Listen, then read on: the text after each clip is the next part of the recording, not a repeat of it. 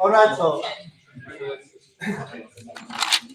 welcome to the afternoon session, and it's my pleasure to introduce Dan Altecoven. As I have been doing with the other speakers, I have here some little, say, extract of his vita. Bachelor in mathematics at Harvard in 2007, and then a PhD at MIT with Tony Kolding in 2014. Yep. And he also has. I love your dates. Yeah. Is it correct? No, it's correct. It's correct.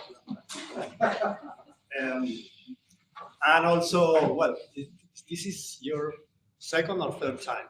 Here? Second. Yeah.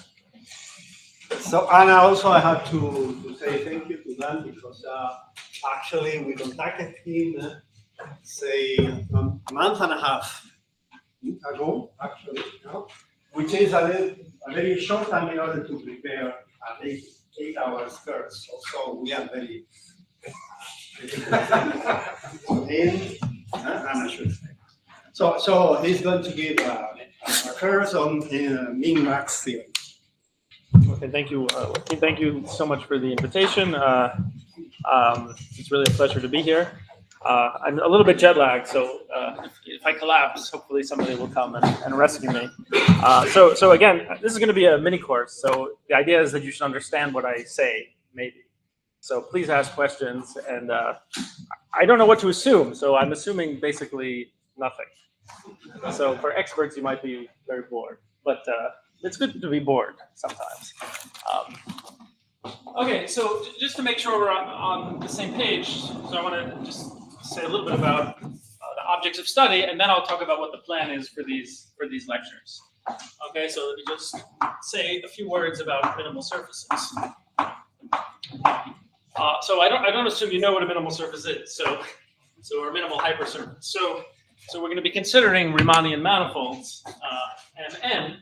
And we're going to be considering hypersurfaces inside of them. So something like this. Think of it as being closed. So right. And so if you have, you could consider kind of variations of this surface in space. If you take any smooth function on the surface, you can consider a one-parameter family of surfaces obtained by just moving. So if I take a normal vector, assume it's two-sided, I could just move according to that function, right? So the definition is just take the exponential map, move normally by this function, and do this for all p in the surface, right? So it gives you a sort of one-parameter family of surfaces, right? And you can then take the derivative of the area of that variation.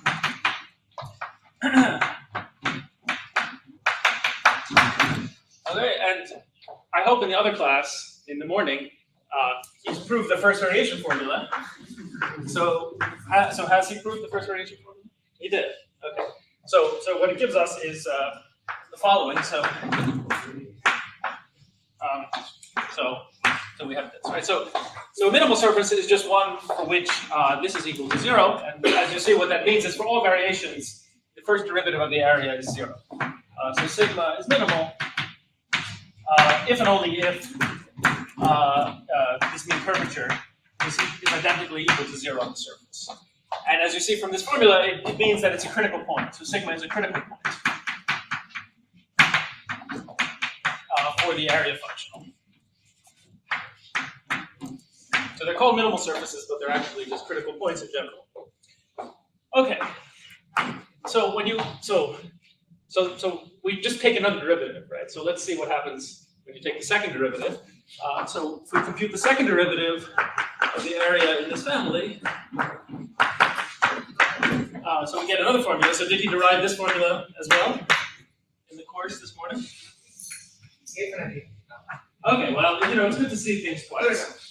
Okay, so it's given by an integral over the surface of the second order operator, which is the Laplacian on the surface plus the potential term, which is the norm of A squared, the norm of the second fundamental form squared, plus the Ricci curvature, like this. Okay. So this is a really nice operator. This is a Schrodinger operator, right? It's just Laplacian plus a potential. And so it has a nice spectrum. So an eigenvalue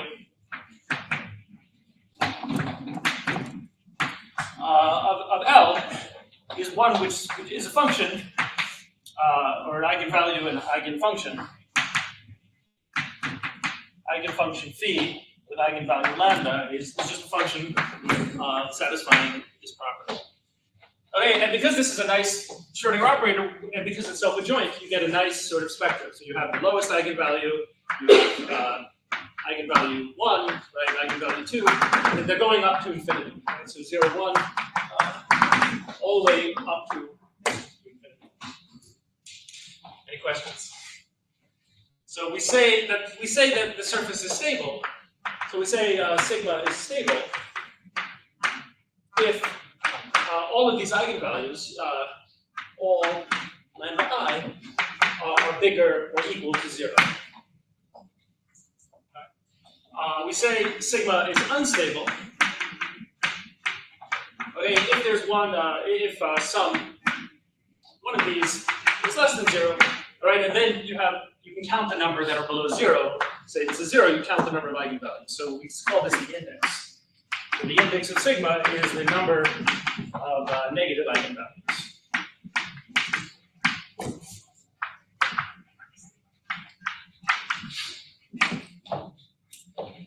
Okay, so right. So maybe I'll draw a picture so you can see some examples of stable and unstable surfaces. So I can go up.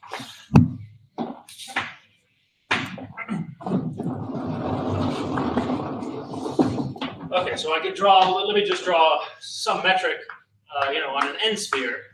It looks something like this. I don't know, something like that. Right. So how many minimal surfaces do you see? Well, there's one here. Okay, and then you might expect there to be some sort of minimal surface here. These look like spheres roughly. Okay. So this guy is stable in the middle. So we have gamma 1, gamma 2, gamma 3. Gamma 2 is stable. Okay, it's locally area minimizing. And gamma 1 and gamma 3 are unstable. Okay, so it means that there's a deformation which can bring down the area of the surface up to second order. Okay. Another example is to take just the equator inside of Sn,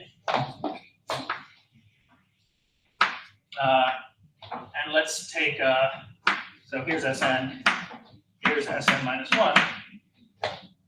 So is this stable or unstable, the equator? This is a mini course, so I get to ask you guys the questions. Well, you can just look at this operator.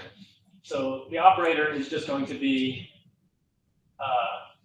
it's Laplacian plus some constant, right? Because it's just the Ricci curvature of the 3-sphere. The equator is totally geodesic, so there's no mod A squared term. So what does the spectrum look like? Well, if you have the normal Laplacian, you just have eigenvalues starting at 0. But here you've shifted one down. So the index is equal to 1. The index of Sn minus 1 is 1.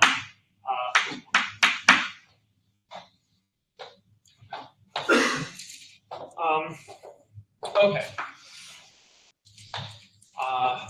Right. Okay. So that's an unstable minimal surface. Another example of an unstable minimal surface is if we look also in the 3-sphere. So think of the 3-sphere sitting in R4, or think of it as sitting in C2, and think of S3 as being all pairs ZW with the property that the norm of Z squared plus the norm of W squared is equal to 1. Then I can consider, so inside of here I have the Clifford torus, S3, And that's just given by, so C is just given by all the points which have Z squared is equal to 1/2. Okay, that's a torus sitting inside of the 3 sphere. I maybe won't draw it, but, and so it's a theorem of Urbano that the index of this guy is equal to 5. So minimal surfaces come in many flavors, as you see, and the index is an important flavor because it's saying how many ways there are to decrease the area locally. So the topic of this course, or at the beginning, is going to be on constructing minimal surfaces.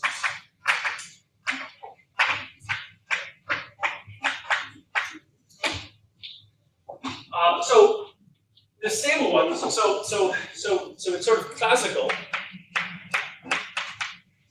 that if you have some non-trivial homology class in your manifold, basically from Federer to Fleming, you could minimize area in that homology class to produce a minimal surface. So classically, you can sort of minimize area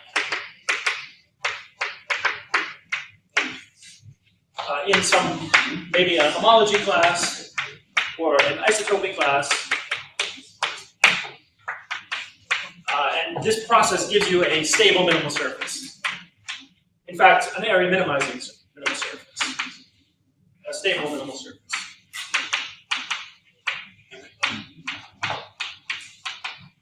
Okay, but not every 3 manifold or not every n-dimensional manifold has such things you can minimize. And for that, we need the min-max theorem. So let me state a theorem. Is there chalk? Okay. Let me state a theorem that will take us a while to prove. Where did I put the eraser?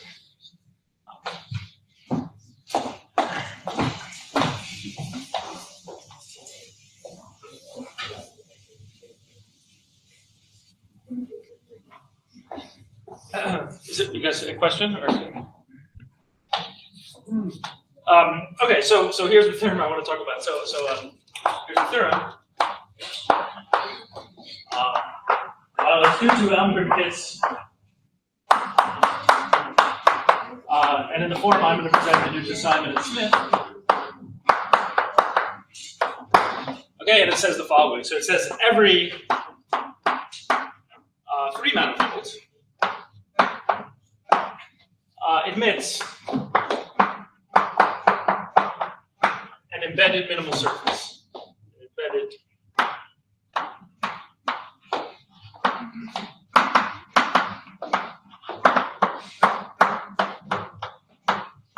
Okay, so there's no assumption on the ambient geometry of the so every metric on any 3 manifold. I'm assuming that it's closed in this statement. Okay, and actually, so in fact,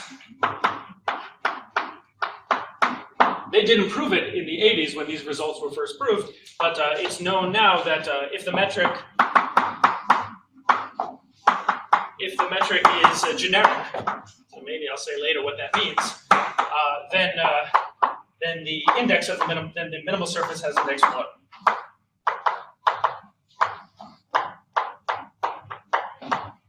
Has index equal to 1. Any questions about the statement? The statement is nice because you can't really have any questions about it. It's just a sentence, right? So it says what it says.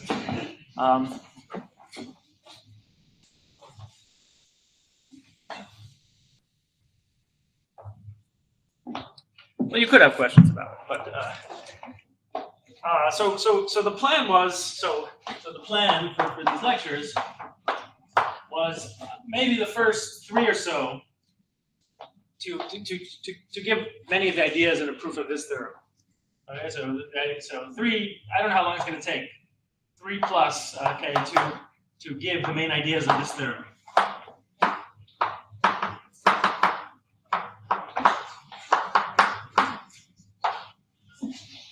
Let me ask you a question. Who here has seen a varifold before in their life? Okay, so I will do a crash course in them, but I will try to give you the main ideas, and then from there I'll do sort of, think of this as like eating your vegetables, because you should understand why this theorem is true, and then we'll treat it as a black box and prove theorems that are sort of newer theorems. So I wanted to talk about sort of Yao's conjecture, which was proved by Marquez, and Neves, and Song. And it says actually not just one, so actually there exists infinitely many embedded minimal surfaces in each three manifold. So then I also wanted to talk about certain multiplicity one theorems.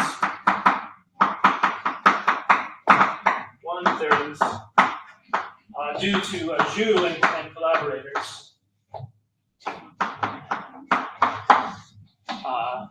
And then at the end, I wanted to talk about how you could apply the existence of minimal surfaces to problems in topology. So I was going to talk about work I did on the so-called Smale conjecture.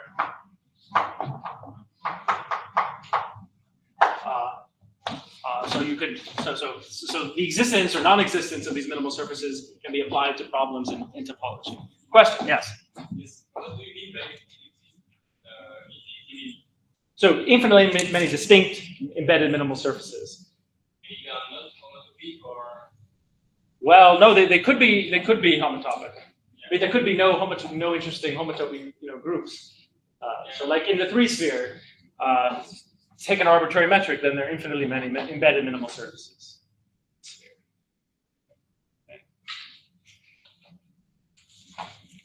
Okay, so we'll get to that. Right. I mean, I could just treat this like a black box, but I don't think that's a good idea. Because you should see some details, and also it's going to use ideas from the earlier course on stable minimal surfaces. Okay, so, right. The other thing that maybe I should talk about is, maybe I'll also talk about the Wilmore conjecture. I don't know. Maybe we could take a vote. Also due to Marquez and Neves. Okay, but we'll see.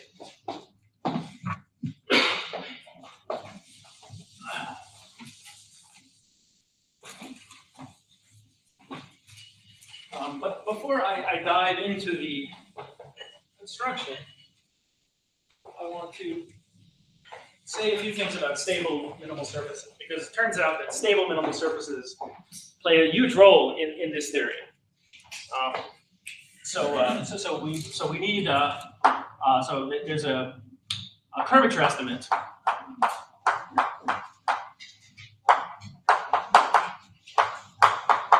for stable minimal surfaces.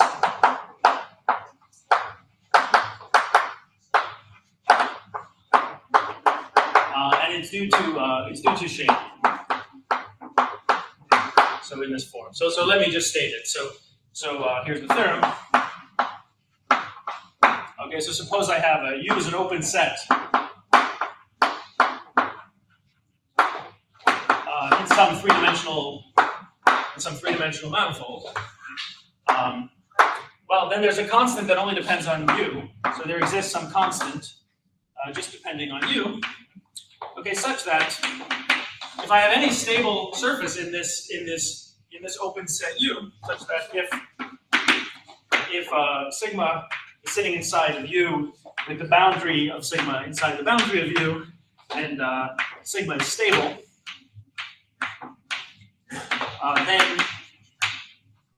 then there's a curvature estimate. So then so the curvature at some point is not blowing up in the interior of this open set.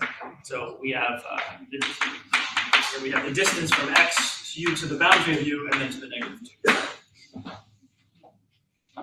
Okay, so I imagine in this course on stable minimal surfaces, you will see why this is true.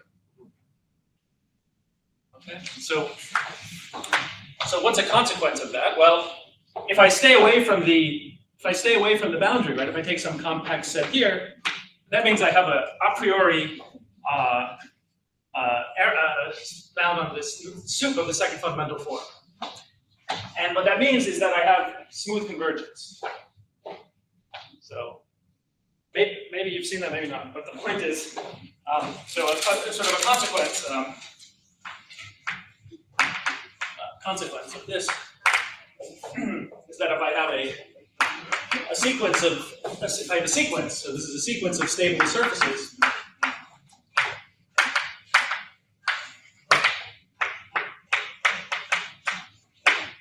then I can extract a limit. So these guys converge to some other guy smoothly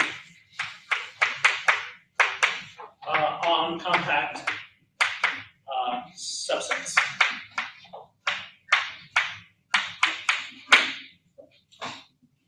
So think of it as just, I have something stable. So an example of a stable surface is a minimal graph. You just take the graph of a function which satisfies the minimal surface equation. Here's my sigma I, and they converge down to some guy here, sigma infinity. They converge smoothly. You assume in areas. Sorry? Right, yeah, exactly. So I should say, so let's assume that the areas are uniformly bounded. Otherwise, you could have all sorts of weird sheeting type things. The other caveat here is that sigma infinity may occur with multiplicity.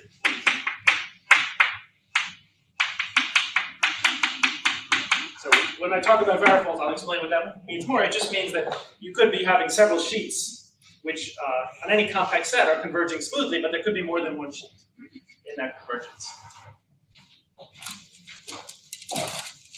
So everything I don't want to do, I'm going to defer to the other course. But I imagine you will see that in the other course. Unstable surfaces.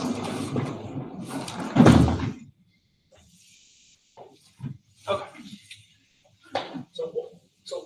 So we're going to be studying in this mini course minimal surfaces that have index generally. So why are stable surfaces so important? Well, it's the following very simple idea, but it's a sort of powerful idea. So here's the relationship between index k minimal surfaces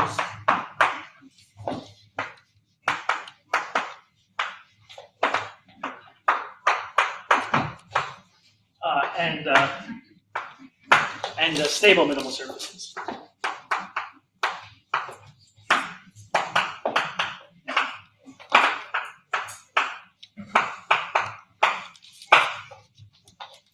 Okay, so let's imagine that we have a index k minimal surface. Let's say we have an index k minimal surface. Okay, so this is index k.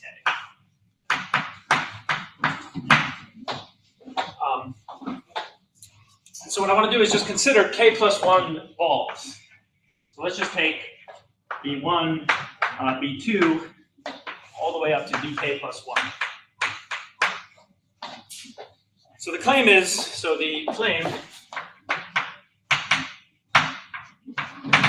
that my surface, so let's give the surface a name, sigma. Sigma is stable in at least one of these balls.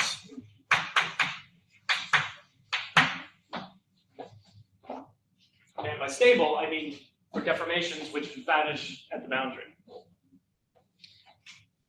So why is this true?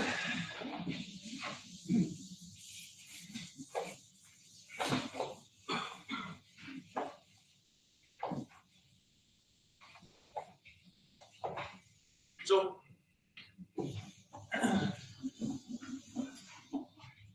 right, so why is this true? So, well, does anyone have an idea why this is true? Suppose it's not true, right? So suppose not. So suppose not. Well, that means in each of these balls I have a negative eigenfunction for the stability operator, right? So then for each each I, 1 up to k plus 1, I have a negative eigenfunction. Right? So I have something supported in this ball. Here's my function phi1, phi2,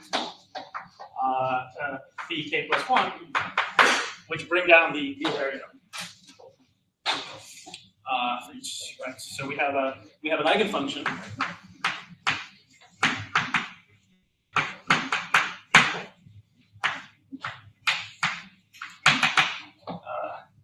Negative lambda I, where this is negative, so it gives us a negative direction, and where the support of phi is inside of this ith ball. And then phi at the boundary is equal to 0. Okay, so I have k plus 1 functions.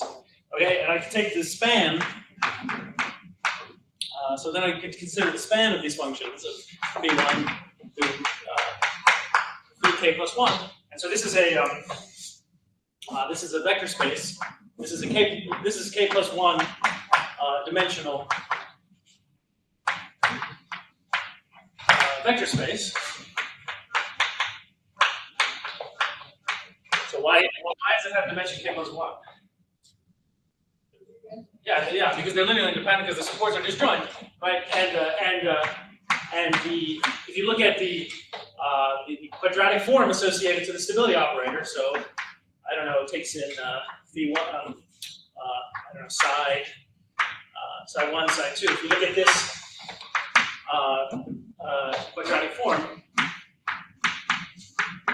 L of psi 2, then this is negative definite. So this restricted, let's give this guy a name, V, is negative definite.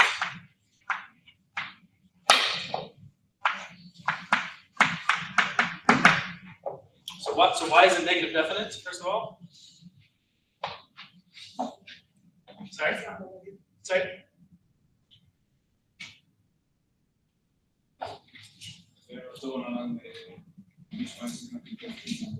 Yeah, if we have to plug in psi 1 and psi 1 in here, they're going to be a linear combination of these guys, but all the cross terms, if you look at what they're going to be, right, it's going to be like phi1 times L of, or phi I times L of phi j, right, and their supports are disjoint. This is an eigenfunction, right, so this is equal to phi I, and this becomes phi j, with a negative sign, and so because their supports are disjoint, they are product. Okay, so we have a k plus 1 dimensional vector space on which the quadratic form associated to the stability operator is negative definite. So exercise to show that this means that the index of sigma has to be at least k plus 1. So this is an exercise using basically just linear algebra, so I can not only ask questions, but I can give exercises too. It's the beauty of giving a mini course. But it's worth thinking about if you haven't thought about it.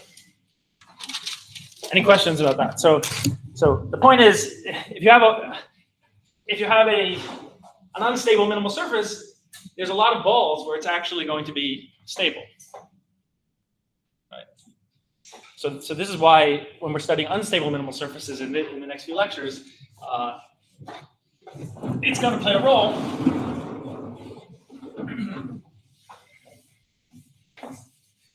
And let me give you a consequence of this.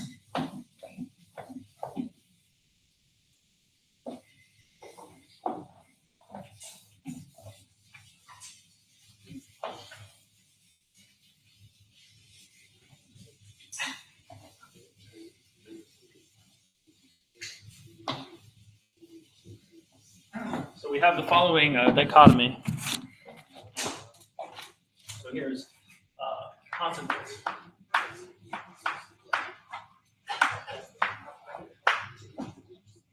Suppose I have a sequence. Again, we're gonna be talking about sequences. Suppose I have a sequence of index 1 minimal surfaces.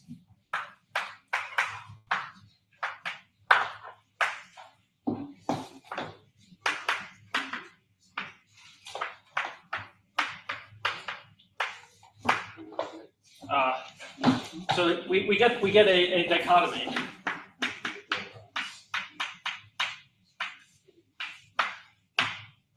So there's two possibilities. So after taking a subsequence,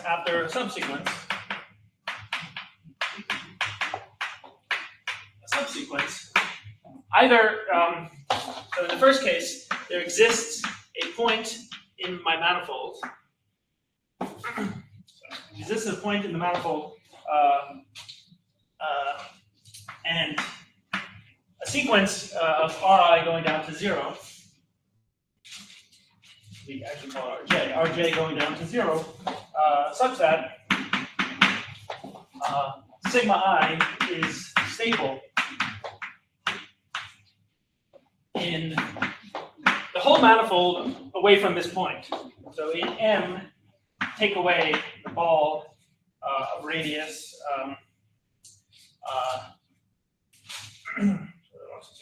Right, the ball of radius Rj centered around the point.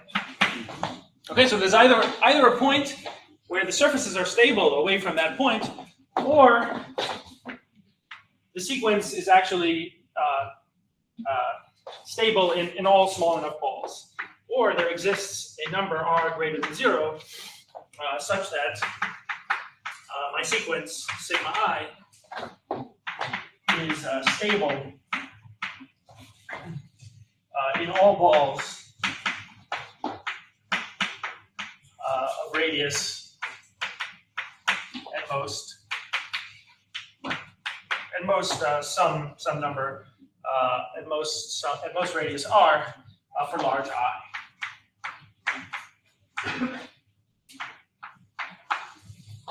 Okay, any questions about this statement? Yeah. So in this case, you are taking a point inside the whole manifold in which the minimal surface is contained. Exactly. Yeah, there's some. So that point does not have to be in the support of any of the minimal surfaces. So let me give you the main example of this type of result, and then maybe it'll be clearer.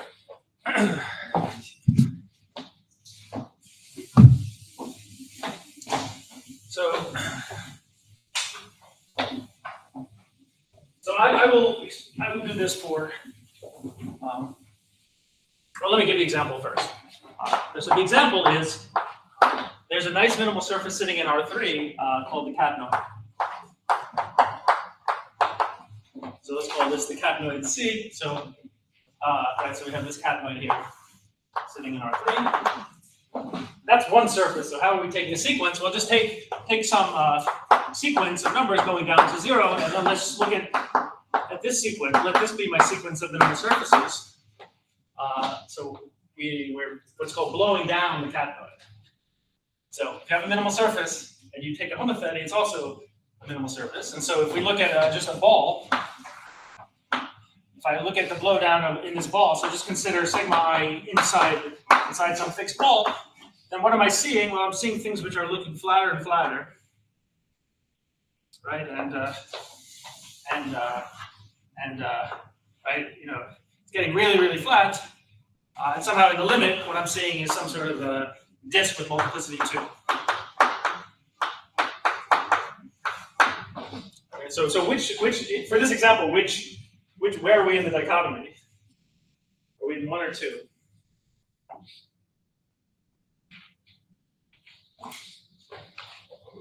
Which case are we in? Right, so there's a point here. The origin is the point where we have a problem, but away from the origin, right? It's stable. So I look at all of these balls here. As you see, it's just converging as graphs in a nice smooth fashion. Okay, so this point can certainly exist. Maybe another non-example. So what's an example where the theorem doesn't hold?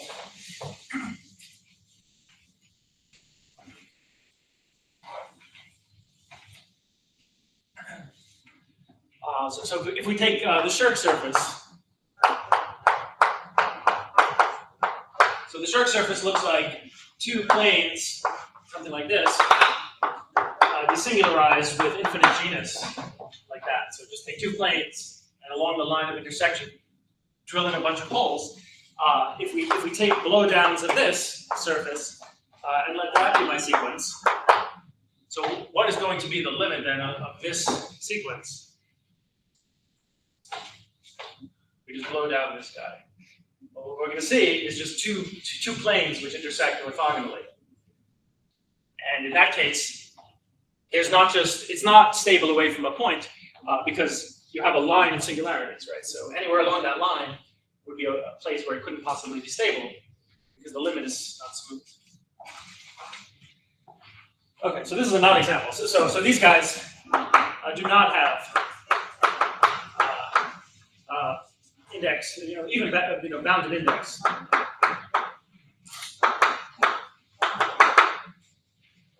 Okay. Any questions? Okay. Yes. The point P in case one is unique. Say it again. Right. Yes, but I think that's sort of implied, right? Right, Because the radii are going down index to. one. No. Because of the index one. If you have index two, you could have 2 points. That's right. That's right. But here I am assuming index one. Yeah. So I'll prove this for. It's not such a long proof. I'll prove this for index one. But again, as you're saying, yeah, I mean, you could consider the same proof for a sequence of index k minimal surfaces, and then you might have a bunch of points where something bad is happening. Okay. Yeah, question. Sorry?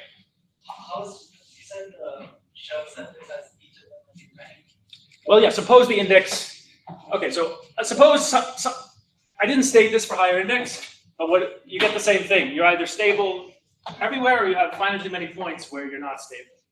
So suppose those have finite index, right? Then away from finitely many points, it should be stable. And then I wrote these curvature estimates of chain. It said if it's stable, then you have smooth convergence. But because you're converging to two planes, the convergence is not smooth. Therefore, that can't be true. So that's an example. Okay.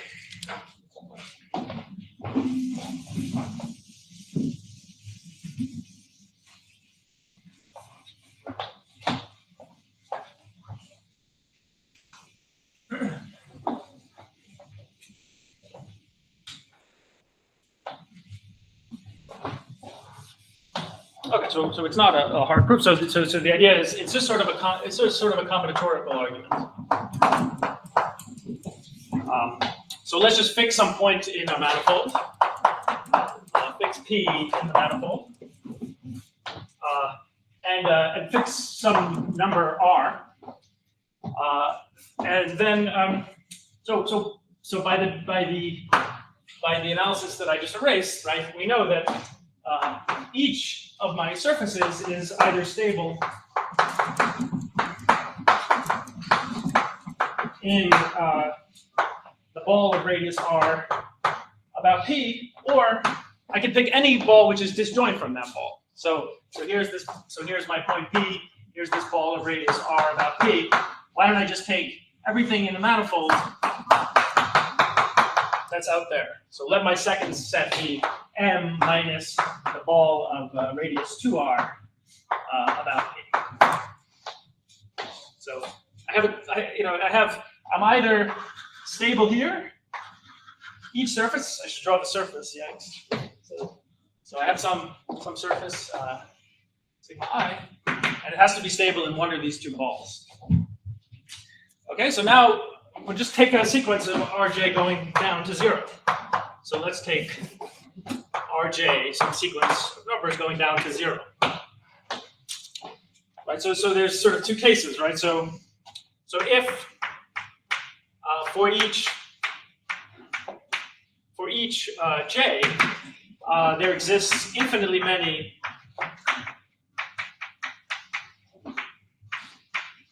of my surfaces in the family that are stable in the set away from the point, M minus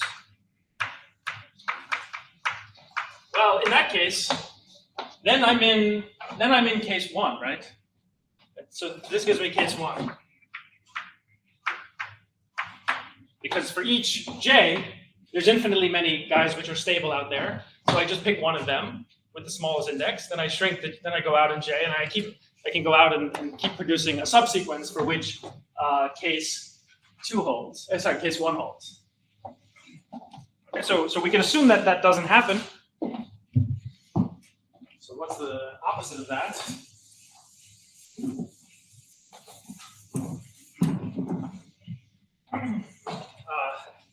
Right. So we can assume.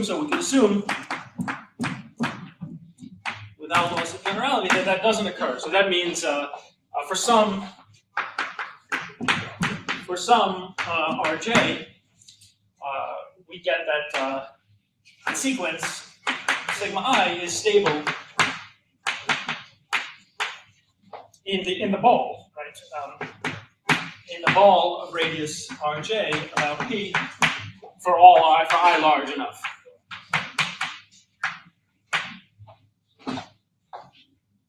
So if for any point in the manifold I'm in case 1, then I'm done because I've already proved I'm in the first case of the dichotomy. So I can assume, we can assume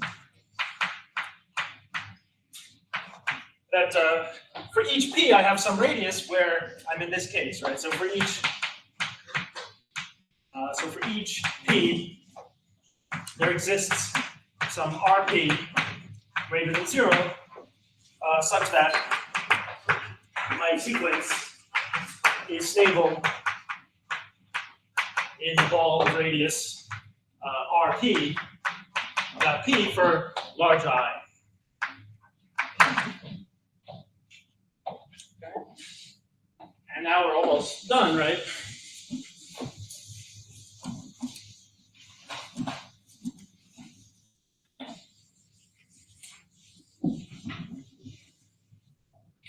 So now we're basically done, right? So now we just take a finite subcover,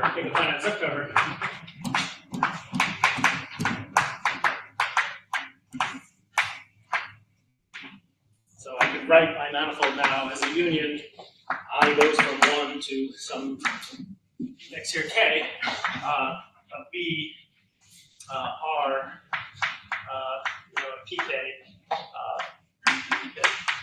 Right. So in each of these balls, for I large, the sequence is stable, right? And then just choose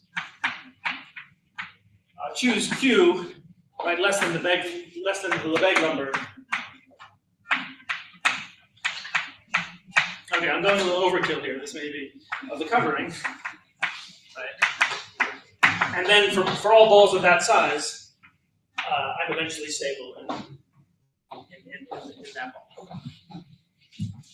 Okay, and any questions?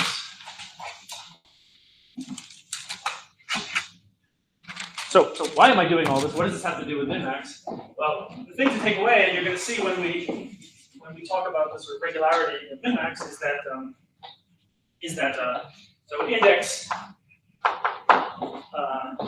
Well, I'll just say a sequence of index 1 minimal surfaces is stable in most balls.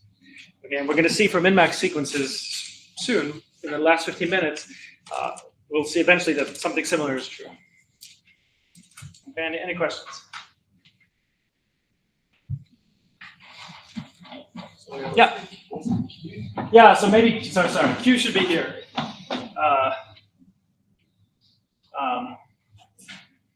Sorry, this should be, oh, sorry, this, yeah, Q is that R, yeah, sorry.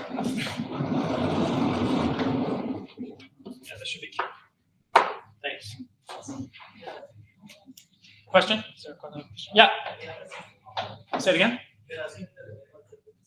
That which is compact? Yeah. So so I'm assuming M is compact, but we haven't really used anything about the surfaces, right? All we did was, this is really just like a very simple combinatoric argument. Okay. Okay. So let me, in the last 15 minutes, just set up how we're going to try to produce an index 1 minimal surface in a 3 manifold. Okay.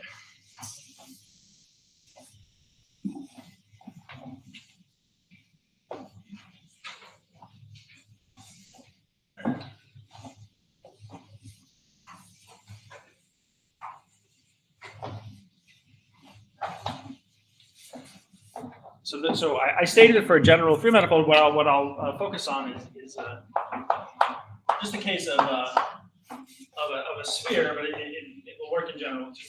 So let's just say, suppose we have a three manifold, the Riemannian three sphere.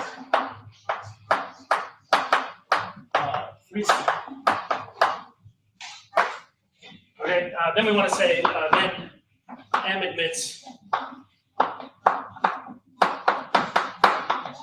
an embedded minimal two sphere.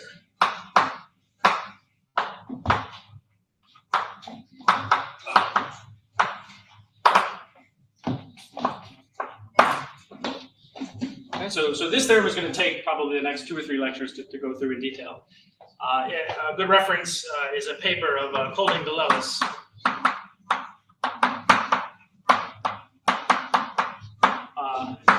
This is called min-max construction.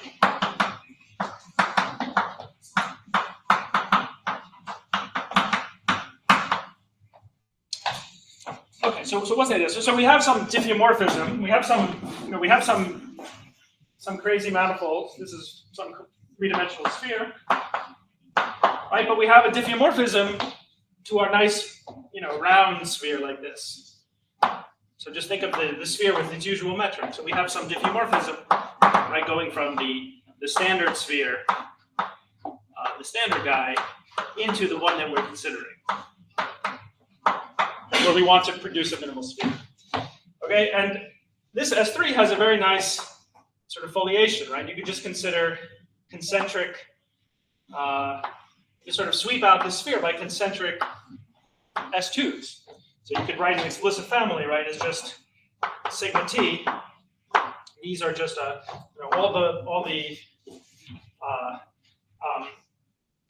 all points x1, x2, x3, x4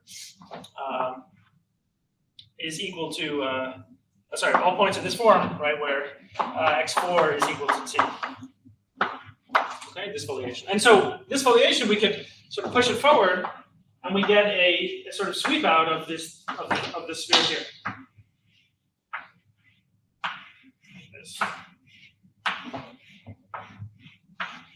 So it's not quite a foliation, right? Because it begins at a point and ends at a point. So here, what I'm drawing is take phi and apply the diffeomorphism. Okay, and the goal is to produce an index 1 minimal sphere by sort of pulling this family as tight as possible. So we want to get this. We want to somehow produce this sphere in this picture. So obviously the diffeomorphism may not have a minimal sphere, so we have to look at a large collection of possible competitors and then optimize in some way. So let me just define the idea of a sweep out.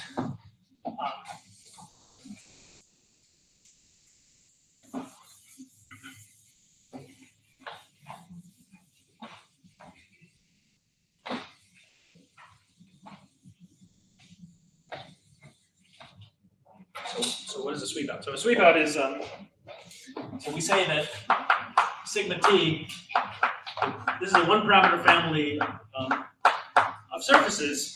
So this is a sweep out of M if it satisfies the following properties. So the first is that I want it to be a two sphere. So sigma t is a two sphere. A smooth two sphere for t not equal to -1 or 1. Right? Because you see, at the endpoints, these families are degenerating down to points. The second condition is that I want sigma t varies smoothly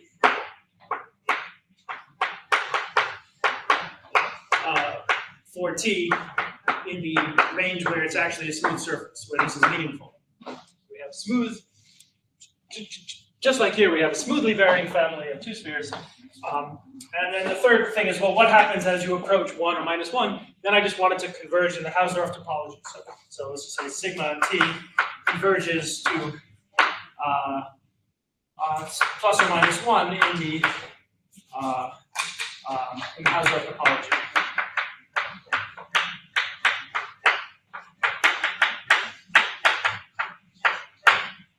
sigma plus or minus 1, this is just each one of these is just a point. Maybe a different point. So I have this point here and that point there. Okay, any questions? So an example of a sweep out, right, is the one that we that just comes from this diffeomorphism. So an example would be phi of sigma t. Okay. Any questions about that definition? Are you allowing better? Sorry? Non-embedded things? Right, yeah, so I should say, yeah, exactly. This is an embedded two-sphere. Thank you. So we have sweeping out our space. Well, one thing I did not say is it does not have to be a foliation. So in this picture, just by the definition, right, because you're taking a disjoint, yeah, you get a foliation, but it doesn't have to be a foliation. Okay, so we want to consider basically the family. Oh, question, yes. Are we going to work with sweep-outs which are not anisotropy applied on this example? No, so they will be coming from isotopies applied on the examples. Yeah. So I'm going to say that next. So how do we produce? We want to consider like the family of all sweep-outs, right? So there's a procedure. If I have one sweep-out, if I have one sweep-out, I can produce many more. So here's the general procedure.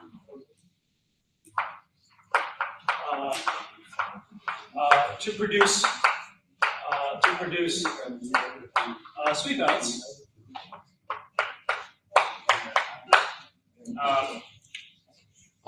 Right. So we're going to look at paths of diffeomorphism. So let psi be a map from -1 to 1 cross m into m.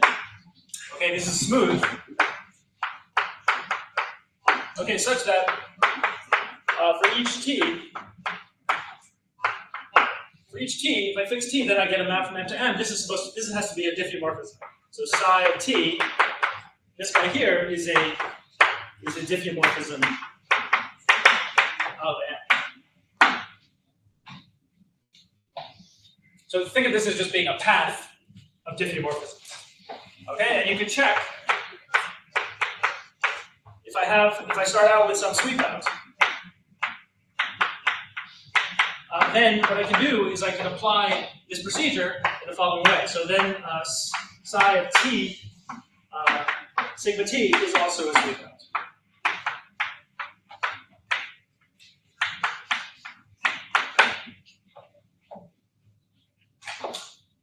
Right?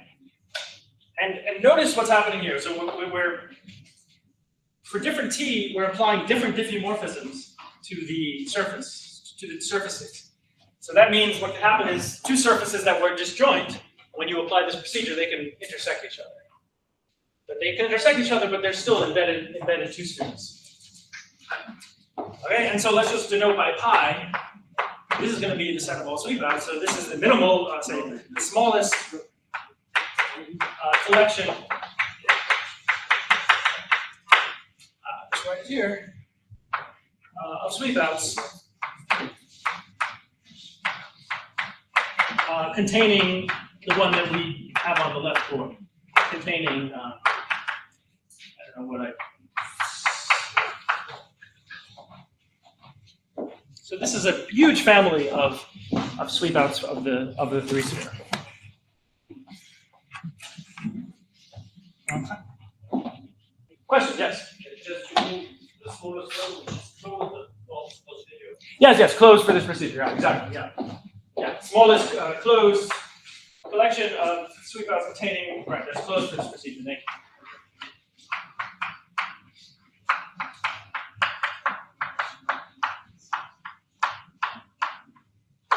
And this condition may look a little weird, right? That we have a loop of diffeomorphisms, and we apply different surfaces to different points in the interval of diffeomorphisms. But you'll see in the theory that we need to include all of those things.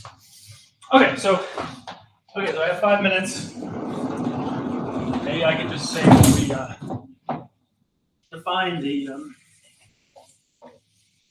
define some terms, and we'll start proving this theorem in the next lecture.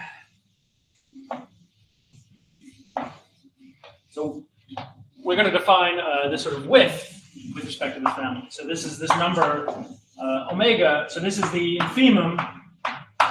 I look at all families, call them in this class of sweepouts, right? And for each family, I take the supremum in T of the area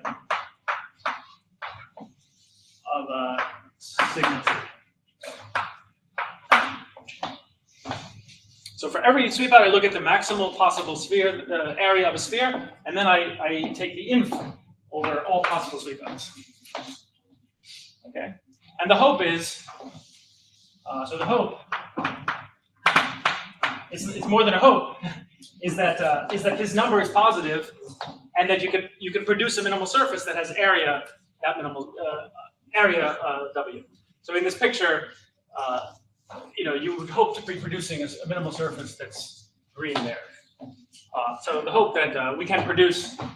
So we'll do this next time. We hope that this number is positive and we can obtain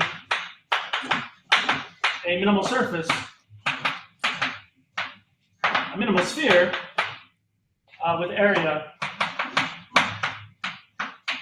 in some sense equal to W. And that's what we'll do the next 2 or 3 lectures. All right. Any questions? If not, oh yes. You guys sweep out to cover all the minimum? Well, that is implied by what we have. Yes, because you see, we started out with a sweep out that does cover the whole manifold. So when you apply a diffeomorphism, that's still going to be preserved in that process. If we stopped halfway, then we would have a big problem, because then you could just slide it all the way back. But because we started and ended a point, that can't happen. Good questions? Oh, so thanks for your attention, and of course, feel free to ask anytime.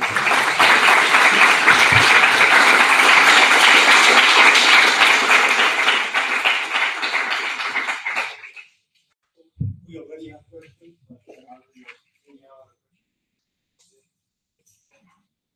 Here, everything. Oh, question, yeah. It's not a sphere. There is a natural way to construct a sweep out. Yeah, so you could take the level sets of a Morse function. Or you could take a Hegardt splitting and look at families isotopic to that. I want to just do the simplest case. Okay. Okay, perfect. Thank you, Dan.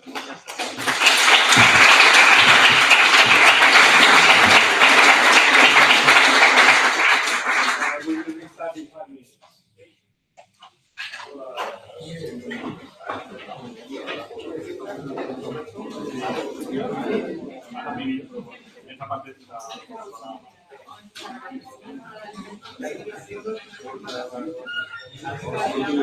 Molto la canzone.